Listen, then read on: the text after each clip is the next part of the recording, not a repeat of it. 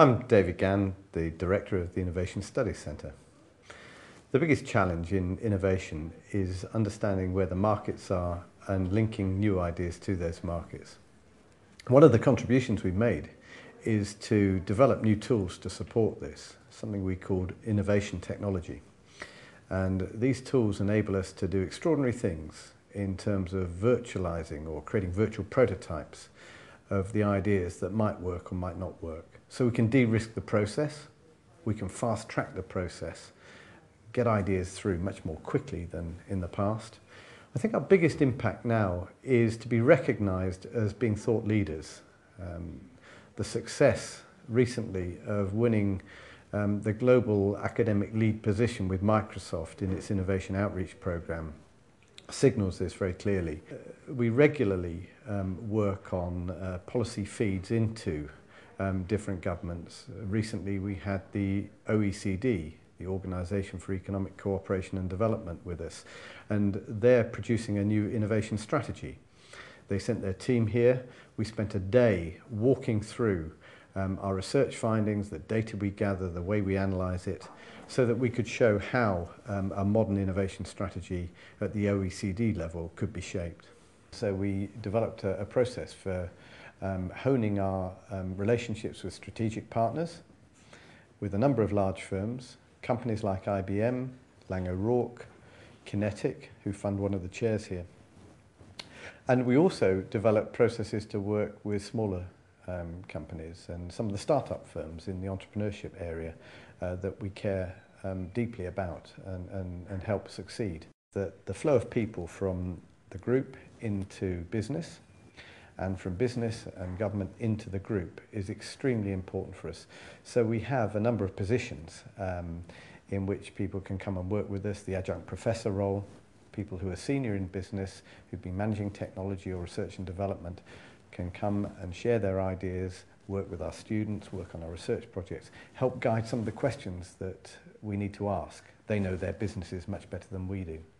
Equally, we have seconded people into other institutions. A great case in point is the Department for Business Innovation and Skills, where one of our colleagues, Keith Smith, is the head of innovation analysis.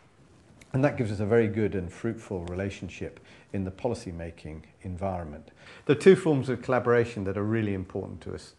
One is with the other academics and capabilities across Imperial College. So this is a very special place, one of the best places in the world for engineering, medicine, science, and the commercialization of technology. I'm very proud that we're deeply embedded in all those areas and work in joint projects, in joint initiatives, and have really made things happen that wouldn't happen if we didn't have the ISC and the flywheel effect of our high quality research plugging into their game as well as them plugging into our game. The other area that's very important for us is with the Royal College of Art and Design London.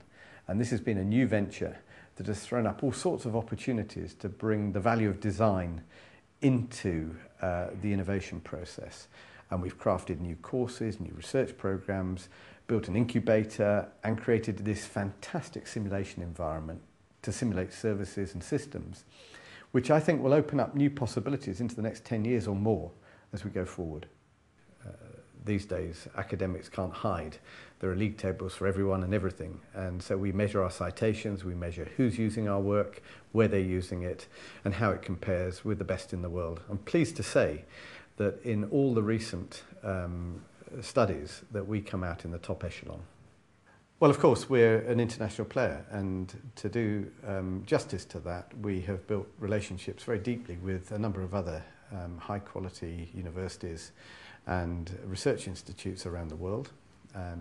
Let me just name a few of them. I mean, Tokyo University, the elite university in Japan, has a sister institute that we have a deep collaboration with in a number of our program areas. University of Queensland in Australia, we've enjoyed a memorandum of understanding that set up a framework for us to exchange people, and that's been highly productive.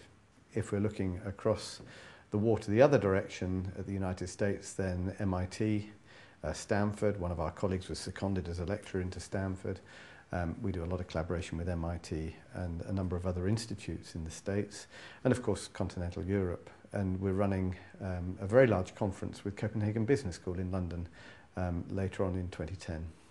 The new digital highways that are going to provide city systems and services in India or China are going to be very important in terms of economic growth. And what we're looking at in the future is how to design the business models that will allow that to be provided in global markets, but that will help to generate wealth back here in the UK. And that's very important. We've got advanced manufacturing capability in the UK. We need advanced service engineering capabilities here that will keep us alive in this big burgeoning service economy. And we've got the technology, the business models, and the capability to think our way forward. And that's going to be important in the next generation of work we do.